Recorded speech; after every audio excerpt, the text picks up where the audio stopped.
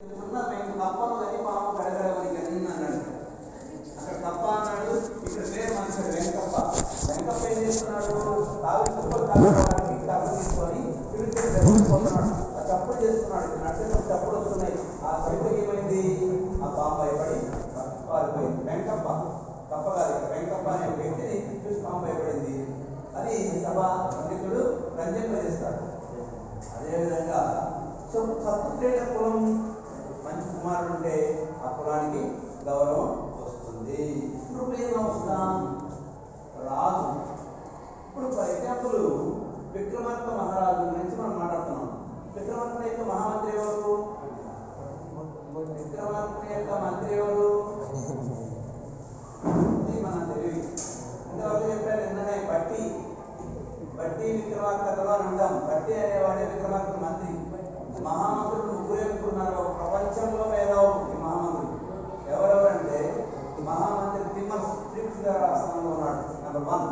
Number 2 Vikramarka ఆస్థానంలో ఉన్నటువంటి బట్టి. నెంబర్ 3 ప్రతాపరుద్ర ఆస్థానంలో ఉన్నటువంటి యుమంతరుడు.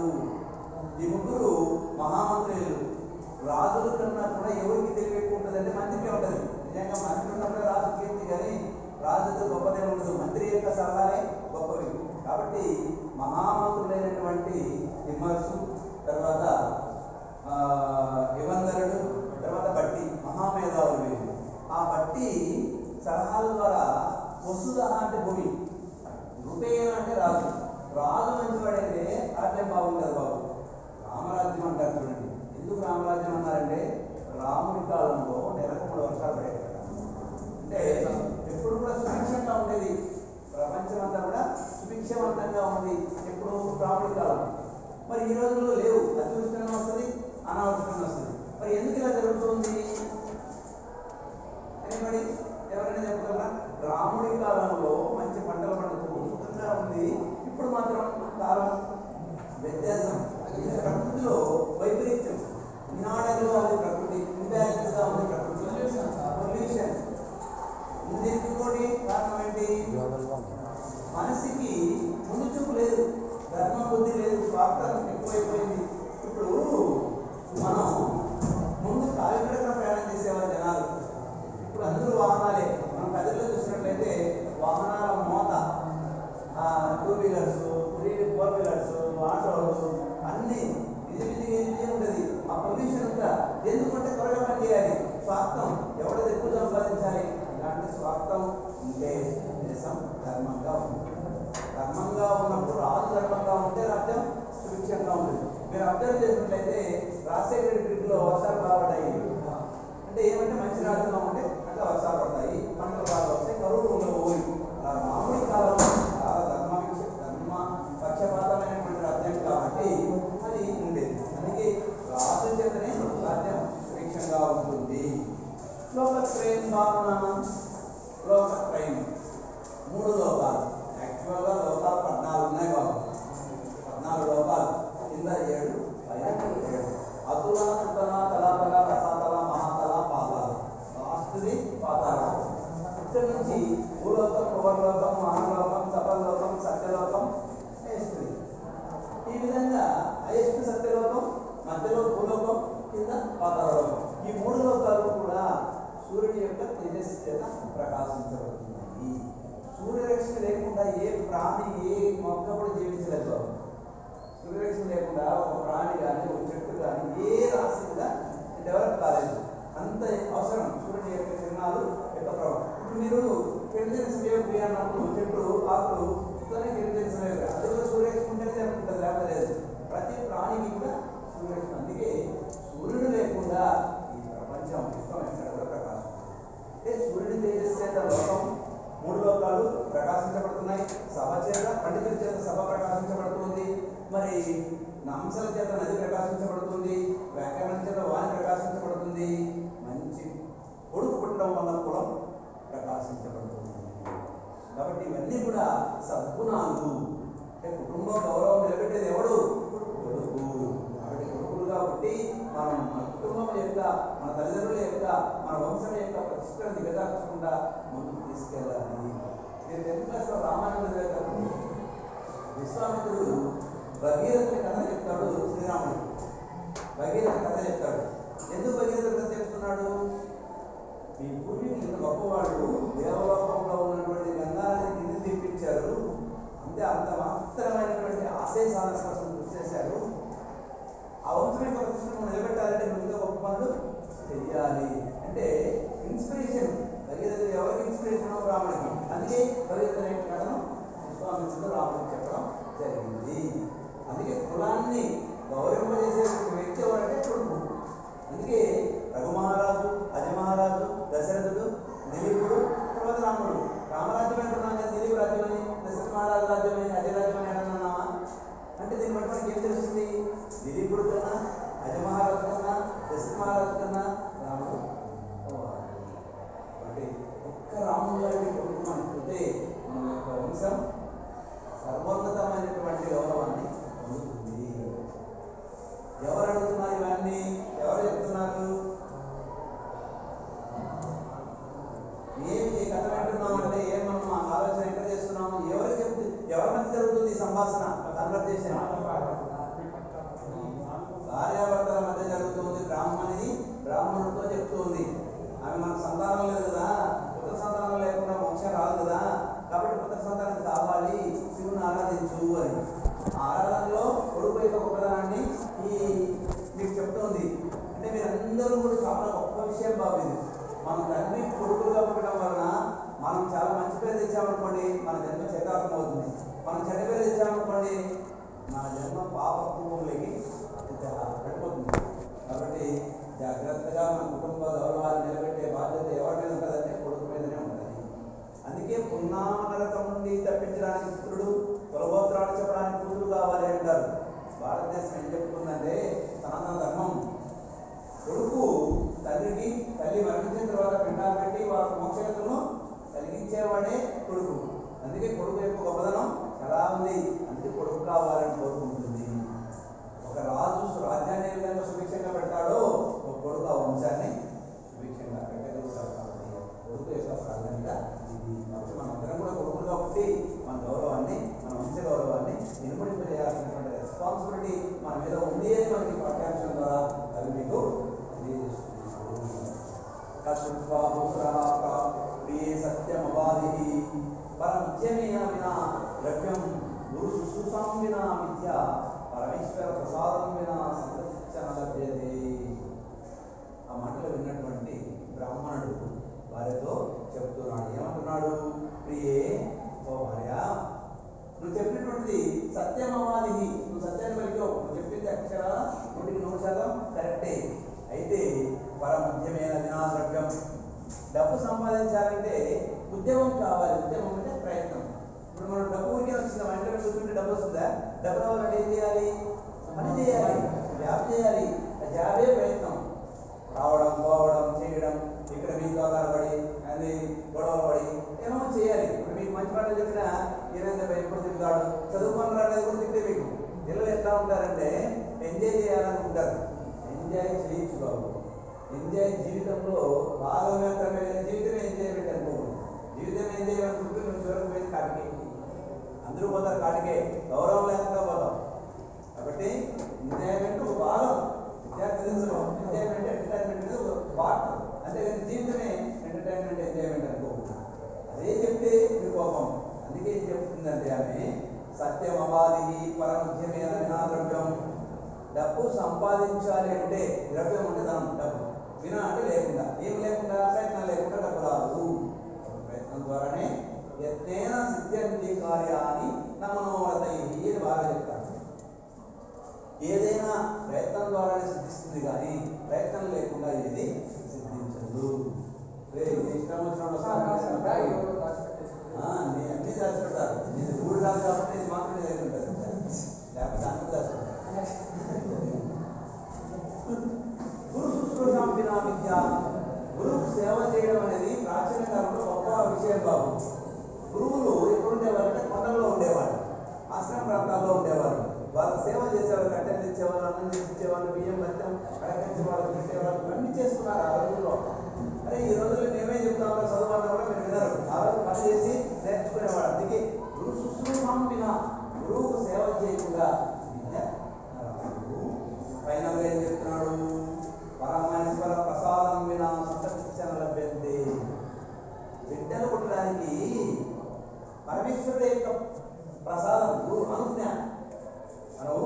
పరమేశ్వరుడు అంటే శివుడు.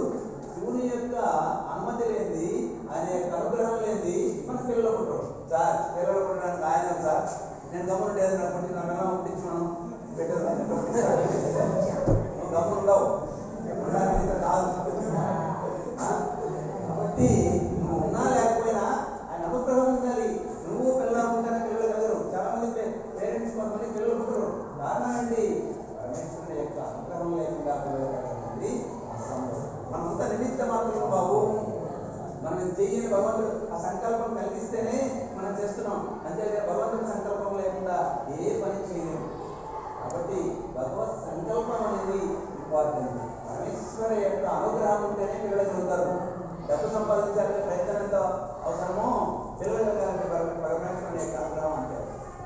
విద్య కావాలంటే గురువు శుశ్రూష చేయడం, ఆ గురువు అనుగ్రహం ఉన్నప్పుడే మనం సక్సెస్ అనేది తదాకర్ణ్య బ్రాహ్మణి పునర్జగాల. ఎప్పుడైతే ఈ మాటలు చెప్పాడో బ్రాహ్మణుడు, అప్పుడు ఆమె ఏమంటుంది? మళ్ళీ ఇలా మాట్లాడుతుంది. తదాకర్ణ్య బ్రాహ్మణి పునర్జగాల. బ్రాహ్మణి అంటే ఇలా ఆ బాపనామాయి ఇలా మాట్లాడుతుంది. గోహో స్వామిని జానాసి ఇలా సర్వం కృతః పరమేశ్వర ప్రసాదనం కిమపి నా అనుతిష్టసి. గోహో స్వామినః. స్వామి అనేది ప్రాణనాథుడు, భక్తను స్వామి, ప్రభు, ప్రాణేశ్వర ఇలాంటి పదాలు ఎక్కువగా వాడేవాడు. ఇప్పుడు ఎల్లా మొగుడంటే గౌరవమే లేదు. మొగుడు కింద కూర్చొని బయట కాలేజీలో అల్లాడిస్తాడు. అప్పుడు అలా కాదు. అందుకే ప్రాణనాథ ప్రాణంతో సమానమైనటువంటి వాడు భర్త. అందుకే ప్రభో భో స్వామి జానాసి ఇలా సర్వం. నువ్వేమంటున్నావు? పరమేశ్వరుని యొక్క అనుగ్రహం లేకుండా పిల్లలు పుట్టినట్టున్నావు. నేను ఒప్పుకుంటాను దాన్ని. ఆ పరమేశ్వర అనుగ్రహాన్ని ఎలా పొందాలో మీకు సర్వం ఇలా మీకు తెలుసు. మీకు తెలియదు ఏముంది?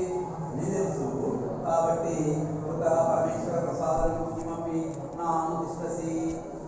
ఆ పరమేశ్వరుడు యొక్క అనుగ్రహాన్ని పొందడానికి మనం ఏం చేయాలో చెప్పు, దాన్ని చేస్తాం. ఎలా చేయాలో నీకు తెలుసు. ఏం చేయాలో చెప్తే నేను మీరు కలిసి ఆ పని చేస్తాం. ఆ పరమేశ్వరుని తృప్తిపరిచి మనం ఆయన అనుగ్రహాన్ని పొంది వారిని ప్రసాదించుకుందాం కందాం అని చెప్పింది. బ్రాహ్మణ గోపి ఉత్తమాని భవతి. లేదు కదా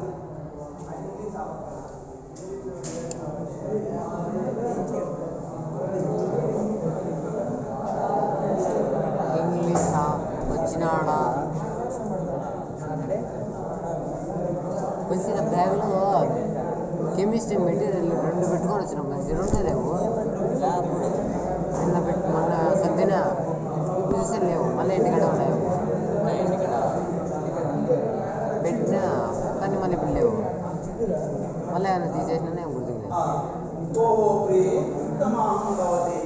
చాలా కరెక్ట్గా చెప్పావు నువ్వు.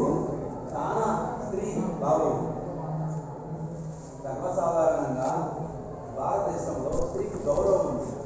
ఎత్ర నానేస్తూ పూజ్యంటే తత్ర దేవత అంటారు. ఎక్కడ స్త్రీలు పూజించబడతారో అక్కడ దేవత ఉంటారు. కాబట్టి ఇప్పుడు కూడా మనం ఆడపిల్లని కానీ భార్యను కానీ మనం ఇంట్లో ఏడిపించకూడదు. ఏడిపిస్తే లక్ష్మీ దూరమయ్యే ప్రమాదం ఉంది. అందుకే ఏం చెప్తున్నాడు? అడవలసినప్పుడు చిత్తం పలికావు. అదే ఏం చెప్తున్నాడు? యుక్తి యుక్తం ఆపది ఉపాధేయం వచనం బాలకాలపి విదుషాస్తు సదా వాక్యం ఉదాతపీన దుర్వచః. ఇక్కడ పండితుడు ఎవరు? పండితుడు విదుష. విదుష అంటే విద్వాన్ అనేది ఒక శబ్దం. విదుష అంటే పండితుడు. పండితుడైనటువంటి వాడు కూడా పిల్లవాడైన యుక్తియుక్తం. యుక్తి అంటే ఉపాయం, యుక్తం అంటే సరైనది. ఉపాయాన్ని పనిని సాధించడానికి 4 ఉపాయాలు ఉన్నాయి బాబు. అనేవాడి ఎవరైనా చెప్తారా? ఒక పనిని మనం సక్సెస్ సాధించుకోవాలంటే 4 ఉపాయాలు ఉన్నాయి. ఏంటి ఆ ఉపాయాలు? ఎవరైనా చెప్తారా? కష్టపడాలి.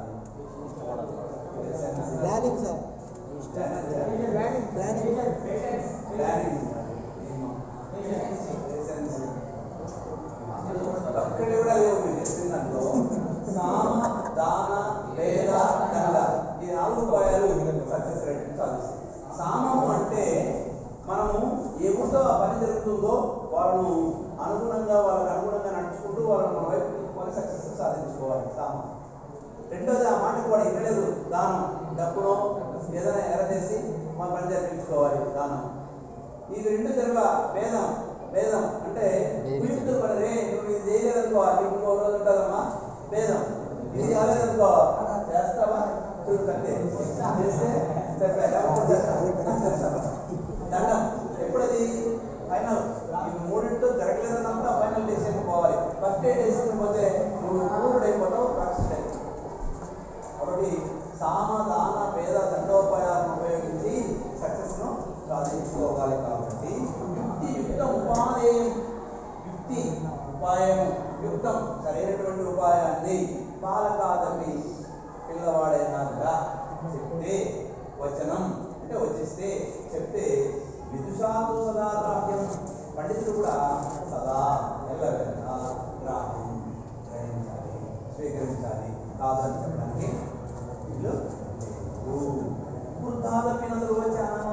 వృద్ధ ముసలివాడు అనుభవజ్ఞుడు దుర్వచ చెడ్డ మాటలు చెప్పాడు అనుకో, అప్పుడు స్వీకరించాలా వద్దా? పెద్దవాడు అయ్యో పెద్ద మాటలు వినాలని వినాలా వద్దా? వినాలా. ఫూల్స్ వింటారు అంటే వాళ్ళు చెప్పింది బుద్ధిలేనమాటరా, ఎందుకు వినాలి? నువ్వు పెద్దవాడైతే కావచ్చు, అనుభవజ్ఞుడైతే కావచ్చు, నువ్వు చెప్పింది పని మాట నేను వినడానికి వీల్లేదు. దుర్వచ చెడ్డ మాటల్ని వృద్ధాదపి పెద్దవాడైనప్పుడు కూడా నాకు అర్థం. మంచి మాట పిల్లోడు చెప్పినా కదా, పిల్లోడు నువ్వు వచ్చాడు నువ్వే చెప్తే నేనేం తినాలని అనకూడదు. పిల్లవాడైనా మంచి మాట చెప్తే స్వీకరించాలి. అనుభవకుడైనా చెడ్డ మాట చెప్తే నేను చేసేయాలి, పుట్టుపారేయాలి, కర్ణాలు పోయాలి. అది గొప్పవాళ్ళ యొక్క లక్ష్యం. కాబట్టి నువ్వు మంచి మాట చెప్పావు, ఆడదానిపైన కూడా నేను నీ మాటను స్వీకరిస్తాను అని చెప్పడం జరిగింది ఆ బ్రాహ్మణుడు. ఇత్యుక్త్వా సహ ఉక్తః పరమేశ్వర ప్రసాదనాయ వృద్ధానువాకైః వాకైః అజయత అయజత. ఇక ఇత్యుక్త్వా, ఇతి ప్లస్ ఉక్త్వా ఇత్యుక్త్వా అనాలిసిస్. ఇతి అంటే అది, ఉక్త్వా పలికి. ఏమని చెప్పాడు? సరే నువ్వు చెప్తున్నావు, నేను నీ ప్రకారంగానే పరమేశ్వర ప్రసాదనాయ. రుద్రుడు అన్న శివుడే, పరమేశ్వరుడు అన్న శివుడే, శంకరుడు అన్న శివుడే. ఈ విధంగా అనేక పేర్లతో పిలువబడుతున్నటువంటి వాడు శివుడు. రుద్ర ఆ శివుణ్ణి అనుగ్రహాన్ని పొందడానికి ఇప్పుడే యజుర్వేదంలో చెప్పినట్టుగా నేను యజ్ఞం చేస్తాను, ఆయన్ను తపం ఆచరిస్తాను, నీ కోరికను తీరుస్తాను అని చెప్పాడు. అతైకదా రాత్రౌ బ్రహ్మ స్వప్నేన జటామంగధారి